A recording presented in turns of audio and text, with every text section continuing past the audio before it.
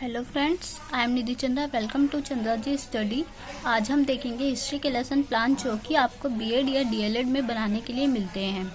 ठीक है, तो सबसे पहले हम इसमें लिखेंगे दिनांक।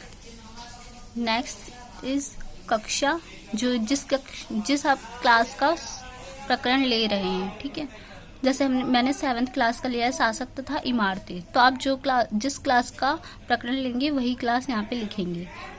फिर विषय आता है हिस्ट्री या इतिहास। कालांश मतलब कि पीरियड।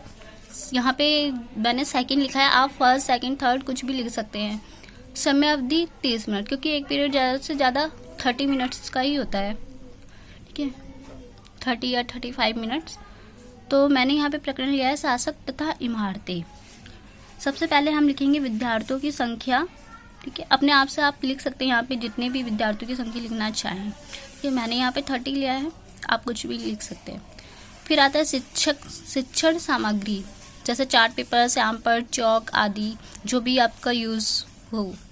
ठीक है, फिर आता है शिक्षण बिंदु। उसमें हम लिखेंगे उस शताब्दी की जानकारी जिनमें कुछ ऐतिहासिक इमारतों का निर्माण हुआ।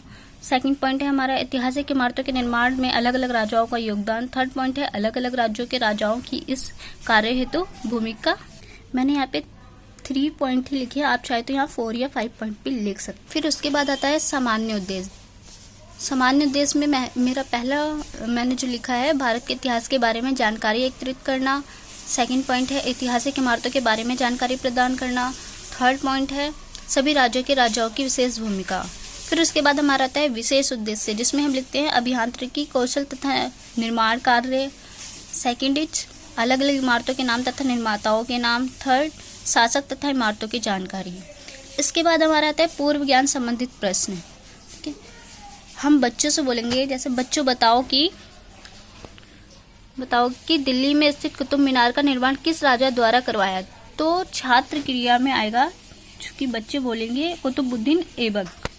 ठीक है, फिर सेकंड हमारा क्वेश्चन होगा इस इमारत का निर्माण कौन सा सन में करवाया।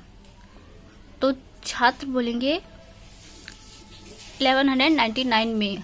ठीक है, फिर हमारा थर्ड क्वेश्चन है इसमें लिखित अभिलेख किस भाषा में है।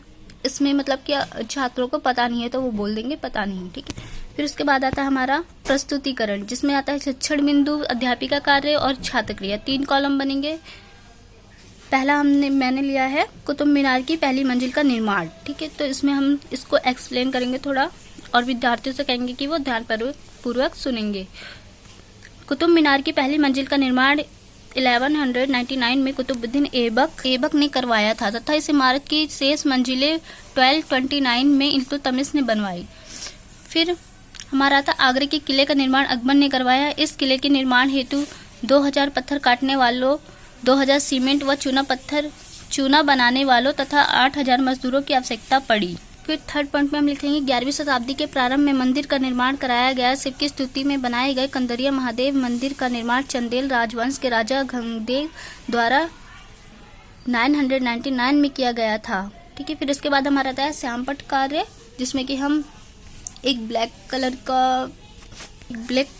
कलर की शीट लगा के उसके ऊपर हम मेन पॉइंट्स लिखेंगे। फिर उसके बाद कुछ क्वेश्चंस आते हैं जो हम बच्चों के करने के लिए देंगे, जैसे कि आगरे का किला किस राजा ने बनवाया। सेकंड क्वेश्चन है हमारा शिव की स्तुति के लिए महादेव का मंदिर किस सन में बनवाया गया। फिर थर्ड है हमारा कुतुब मीनार की पहली मंजिल का निर्माण कौन से सन में करवाया गया या फिर किसने करवाया। कुछ भी क्वेश्चन आप अपने आप से बना भी सकते हैं। अभी हमारा पहला लेसन प्लान कंप्लीट हो गया है। अगर आपको अच्छा लगा तो प्लीज़ चैनल को लाइक कीजिए तथा सब्सक्राइब कीजिए और फ्रेंड्स के साथ शेयर कीजिए। Thank you.